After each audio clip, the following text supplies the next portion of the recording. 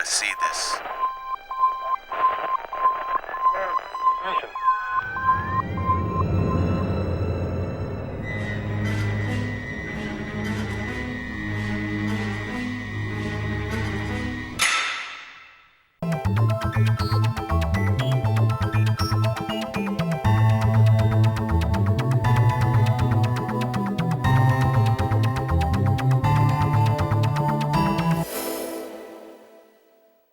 O programa Destaque de hoje está recebendo aqui nos estúdios do Dr. Manuelito Eduardo Campos, da Faculdade Integrada da Grande Fortaleza, com muito prazer, o professor doutor José Bezerra da Silva Filho.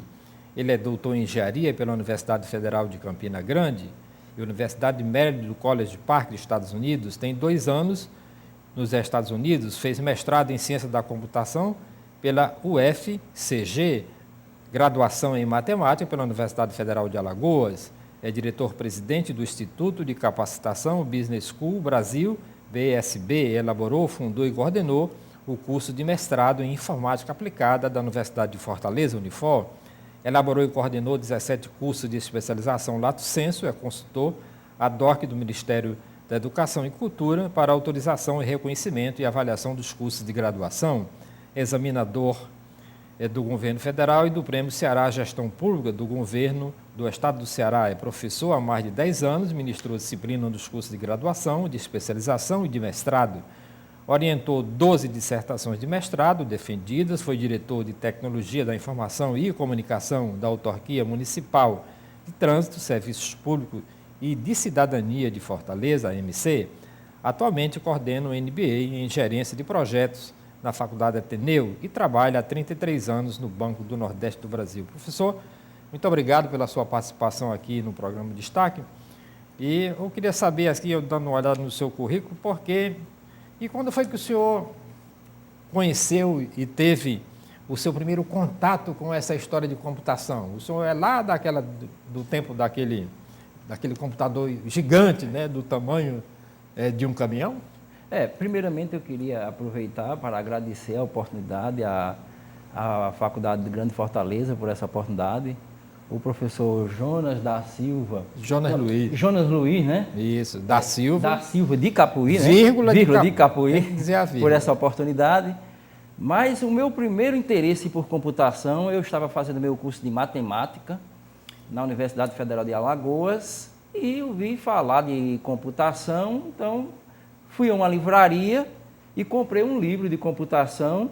Eu confesso que quando eu cheguei em casa não entendi nada e até hoje eu tenho esse livro.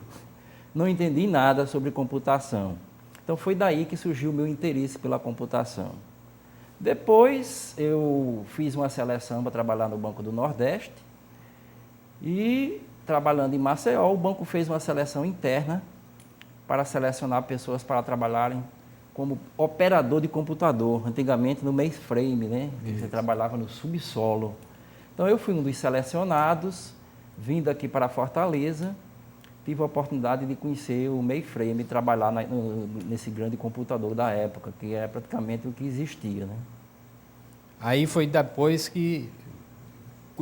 Quando, de repente, naquela época, você imaginava que o computador, que era do tamanho de um automóvel, de um caminhão, ia ser colocado nos pulsos, você tinha essa ideia de que poderia realmente ter esse sonho de os computadores serem uma miniatura? Para ser sincero, eu não imaginava que naquela época, quando eu trabalhando como operador de computador, que o computador fosse evoluir tanto. Eu me lembro, quando surgiram os primeiros PCs no Banco do Nordeste, existia uma divisão.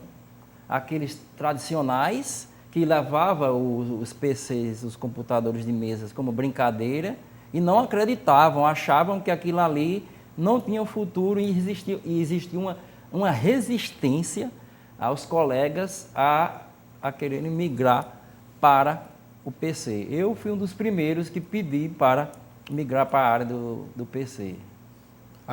Mas você imaginava assim que de repente a computação fosse ficar nas nuvens? Hoje nós não sabemos mais. Acho tão interessante, né, quando você acessa uma rede social ou quando chega um e-mail no seu telefone celular, você automaticamente está abrindo mão de todos os seus segredos e de tudo que você tem, porque aparece imediatamente você tem, o cara já tem acesso ao seu celular, tem acesso ao seu telefone, tem acesso ao seu endereço e ainda diz assim, você esteve no lugar tal há tantas horas e tantos minutos. Quer dizer, nós vivemos hoje num grande Big Brother universal? Na verdade, hoje, as pessoas, principalmente as pessoas jovens, elas estão cada vez mais permitindo que seus dados, suas informações sejam divulgadas na mídia social, principalmente nas mídias sociais. A computação em nuvem significa dizer o seguinte, que fica tudo virtual, você não sabe onde estão essas informações, o que importa é que você tenha acesso a essas informações. Então, você querendo, você pode ficar invisível, você não vai permitir que ninguém localize, saber onde você está. Mas fica a critério de cada um. Mas não interessa isso, né? A turma quer sair, né? Esse é o grande diferencial. As pessoas estão dizendo, hoje eu estou aqui no local tal, e tal. Antes desse programa, eu já coloquei no meu Twitter dizendo que estaria aqui nessa entrevista. Isso já estou dizendo onde eu estou naquele momento. Isso faz parte da nova era, dessa nova tempo que nós estamos vivendo na área da tecnologia, da informação e comunicação. Doutor, aí como é que você está vendo, entende, essa juventude também que usa essas ferramentas fantásticas de tecnologia, de redes sociais, e mais que o próprio Twitter, né? Entende, são pequenas palavras que as pessoas encurtam mais ainda. E aí como é que fica o linguajar? Que língua nós vamos falar? Né? E qual é, entende, a língua universal e que nós vamos entender? E como é que essa juventude mais tarde vai poder pegar um livro de inglês e entender em sujeito, verbo e predicado? Isso não, de qualquer maneira, ajuda, porque todo mundo lê, mas de qualquer maneira e nós não estamos tendo uma outra leitura, uma outra linguagem?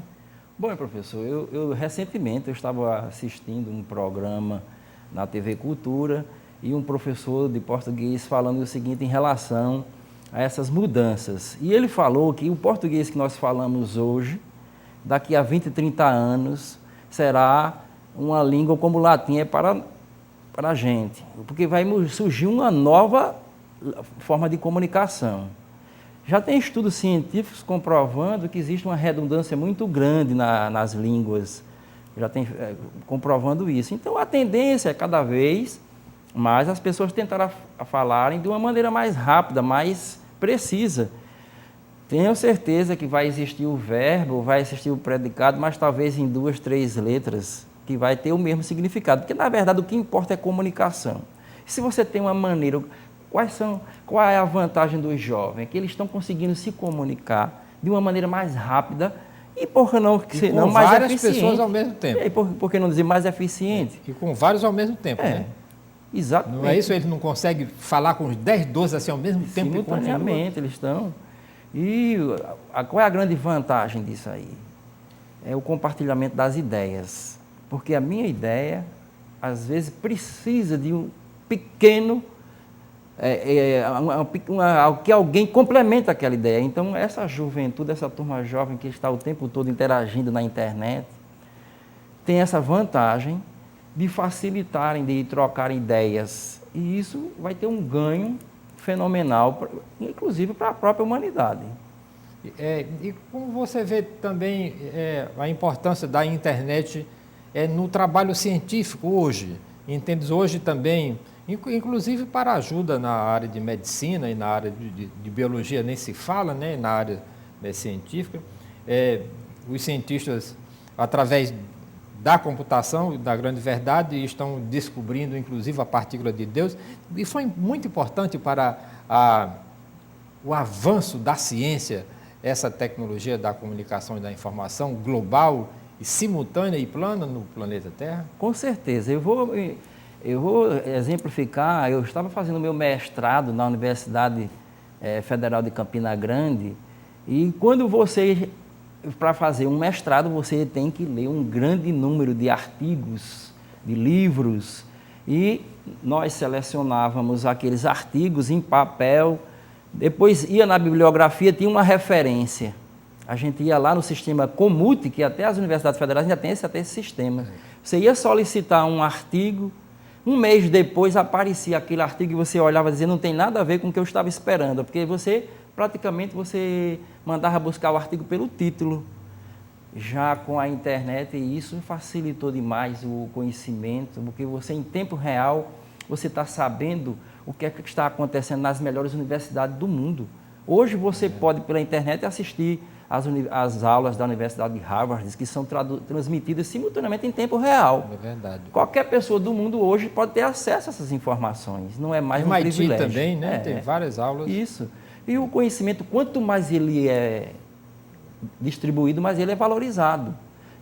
Inclusive, nesse nosso livro, nós fizemos questão de eu queria que você mostrasse, eu queria que você aproveitasse. Informação é poder.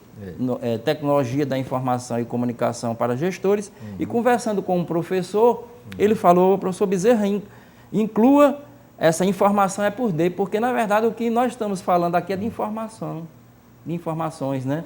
Esse livro foi escrito em parceria com o professor José Batista Siqueira Filho, que ele é mestre. Eu queria que você falasse um pouco mais desse seu livro aqui, professor. Como foi a ideia de fazer esse livro de informação e comunicação para gestores de todas as empresas? De maneira geral. E por que é importante o gestor? Olha, devido à grande importância hoje da informática e da comunicação na empresa. O sucesso de uma empresa, ela depende diretamente hoje da sua infraestrutura de tecnologia, da sua infraestrutura de comunicação, dos seus sistemas legados. Então, o gestor hoje, ele inclusive tem obrigações que ele é corresponsável pelo sucesso ou insucesso na área de tecnologia da informação. A Comissão de Valores Mobiliário, ele já classifica uma empresa de acordo com a sua governança da área de tecnologia da informação. Então, nós temos um capítulo específico aí que fala sobre governança de TI, mostrando a responsabilidade que o gestor tem caso aconteça qualquer dado, qualquer perda com seus dados, com suas informações. Imagine você trabalhar em um banco, um gestor, um administrador. Então, a diretoria do banco, o presidente do banco, os superintendentes, são todos corresponsáveis por qualquer problema que venha acontecer na área da tecnologia da informação. Então, por isso que esse livro a gente faz com que mostra de que maneira o gestor ele possa ter consciência da importância que você tem que dar hoje à tecnologia da informação e comunicação, que pode contribuir diretamente para o sucesso ou para o fracasso da sua empresa ou do seu empreendimento.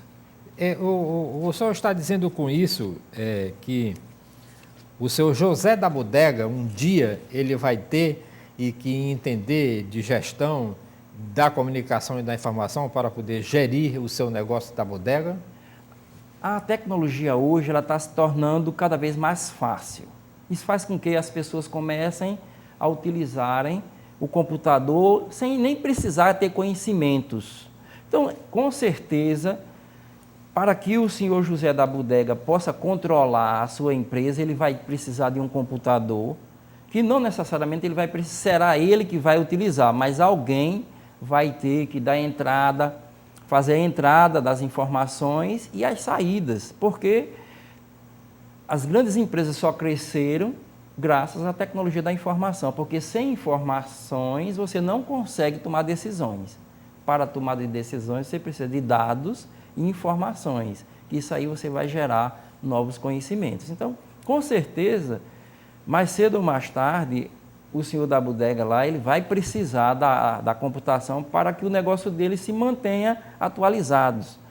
E, por exemplo, agora com a nova era das etiquetas digitais, eletrônicas, em que os produtos vão estarem lá e você chegando numa loja ou numa bodega, você com o seu celular, você vai saber se aquele produto está vencido, quando é que você vai comprar o produto, na mesma hora vai aparecer no seu celular. Esse produto vai se vencer daqui a tanto, ou esse produto tem tais e tais recomendações. Então, de uma maneira ou de outra, a tecnologia vai chegar, veio para ficar em qualquer espaço hoje da nossa sociedade.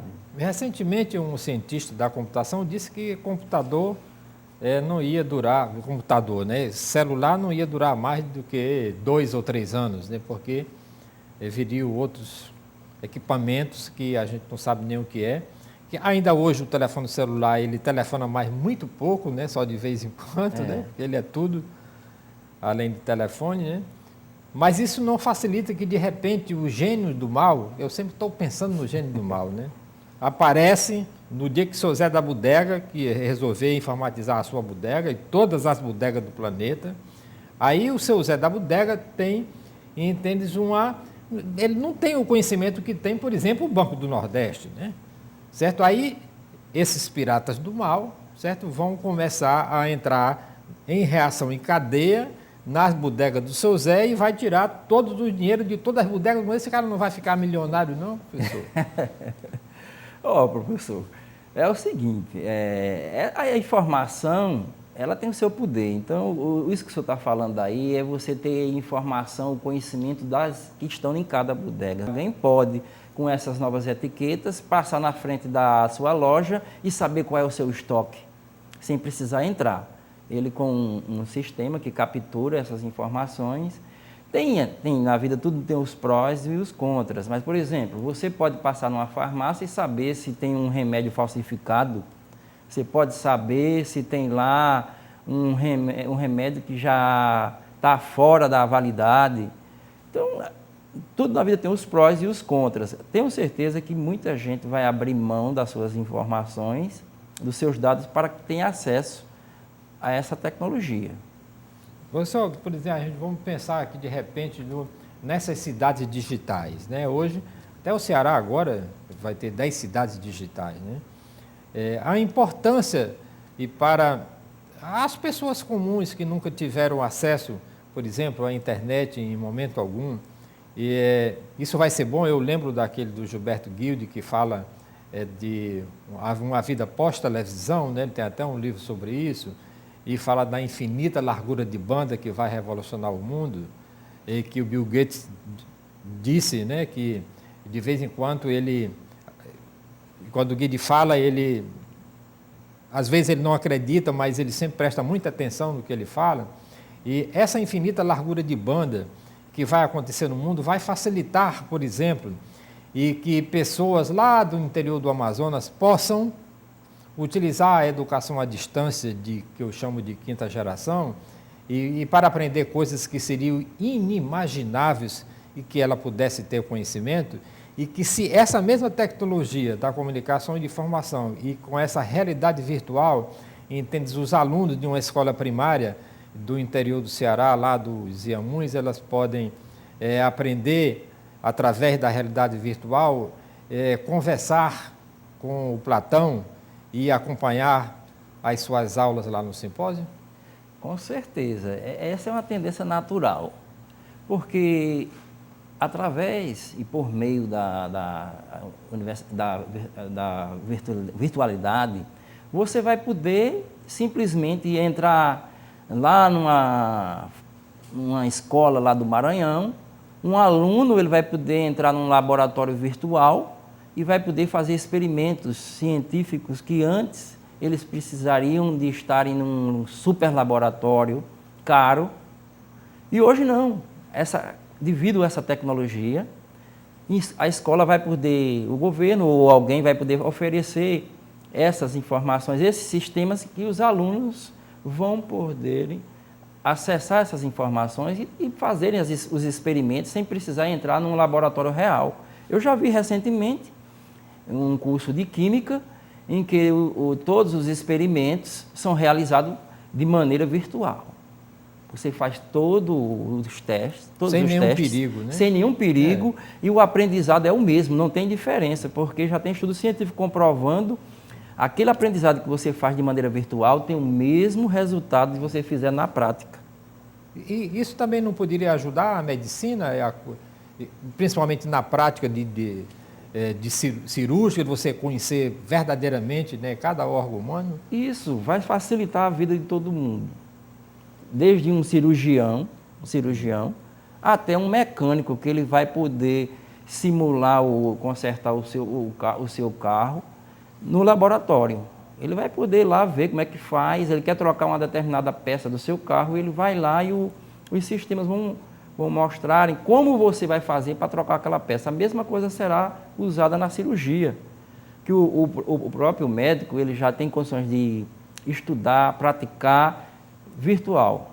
E depois, quando ele vai para a prática, para realmente fazer a sua cirurgia, ele já vai sabendo do que se trata. Então, isso vai facilitar muito a vida das pessoas. O governo, a gente estava hoje falando aqui sobre o Plano Nacional de Educação, e disse que quer erradicar o analfabetismo.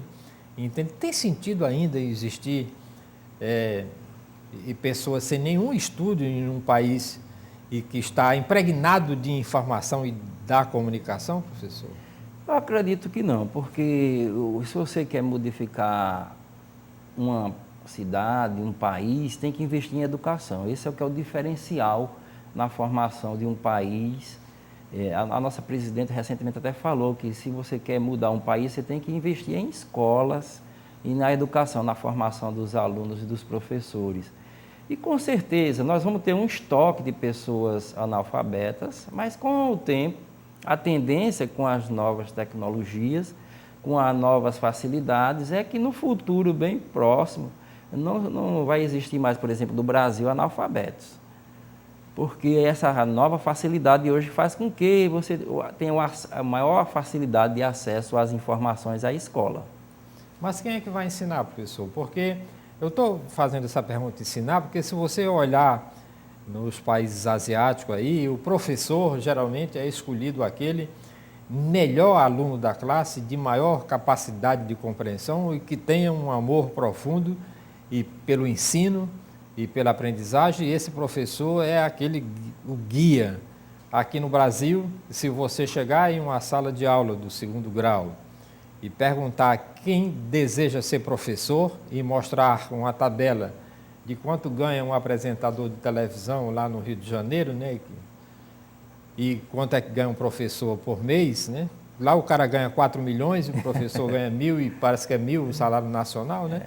E como é que eu vou estimular, entende, esse aluno de ser o melhor professor, porque deveria ser o melhor aluno para se tornar o melhor professor? Bom, recentemente saiu até um estudo, foi feita uma pesquisa para saber o nível de satisfação das profissões. Eu achei interessante. Em primeiro lugar, era ser bombeiro. Segundo lugar, o maior nível de satisfação era ser professor.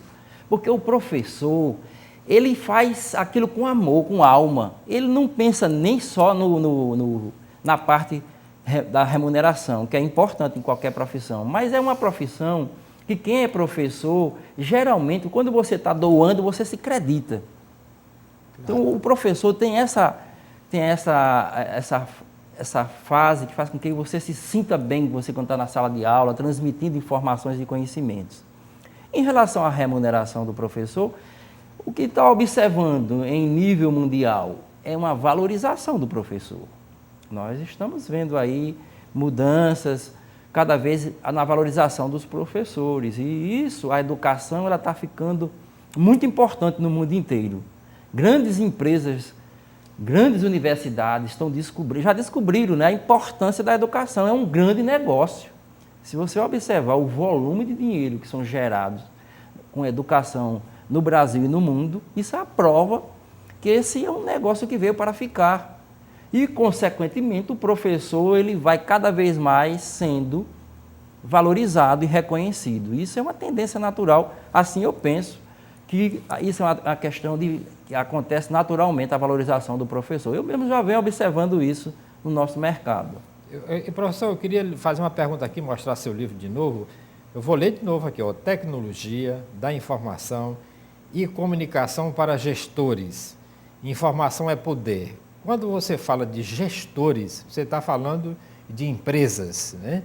Mas, professor, nós estamos num ano eleitoral e não seria tão importante que os nossos gestores políticos, aqueles que querem gerir as nossas prefeituras no Brasil inteiro, também tivessem um pouco de conhecimento, porque também gestão pública é poder? Eu concordo com o senhor.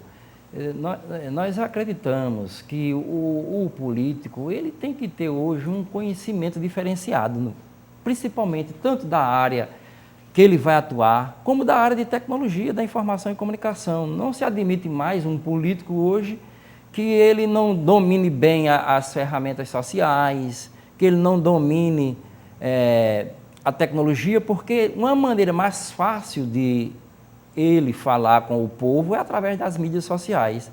Eu já vi casos de vereadores, prefeitos e governadores que diariamente estão conversando com o seu eleitorado. Isso facilita, você quebra as barreiras, o administrador, o político, ele não precisa mais estar trancado dentro do seu escritório, porque você tem um acesso para que as pessoas acessem aos políticos a qualquer dia e a qualquer hora. Então fica difícil para um político que esteja fora dessa nova realidade. Mas isso vem facilitar o trabalho dele de gestão, esse conhecimento, no seu entender. Na minha opinião, a tecnologia da informação e comunicação facilita a vida de um gestor. Então, o gestor ele pode ser um político, ele pode ser um grande empresário, ou ele pode administrar uma pequena bodega. Ele vai precisar dessa informação e dessa tecnologia da informação. Bom, professor, eu agradeço muitíssimo a sua participação aqui no programa Destaque e o senhor tem 1 minuto para as suas considerações finais. Bom, eu queria agradecer, ao professor Jonas Luiz da Silva, de Capuí, por essa oportunidade. Eu sempre gosto muito de falar da área de tecnologia da informação.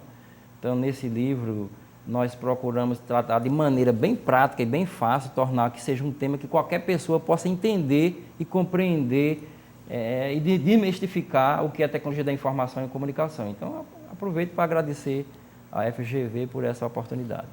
Aonde é que o seu livro pode ser encontrado? Nós encontramos aqui nas livrarias de Fortaleza, nas principais, por exemplo, na Livraria Cultura, e outras livrarias também nós temos o livro à disposição. Ok, eu agradeço muitíssimo a presença aqui do Dr. José Bezerra da Silva Filho, aqui no programa Destaque, que volta na próxima semana com outra personalidade em destaque aqui pela FGF TV, o seu canal universitário de Fortaleza. Este programa também é exibido na íntegra pelo youtube.com/FGFES, onde você encontra este e outros programas gravados e produzidos aqui pelo canal Universitário de Fortaleza. Muitíssimo obrigado pela sua audiência.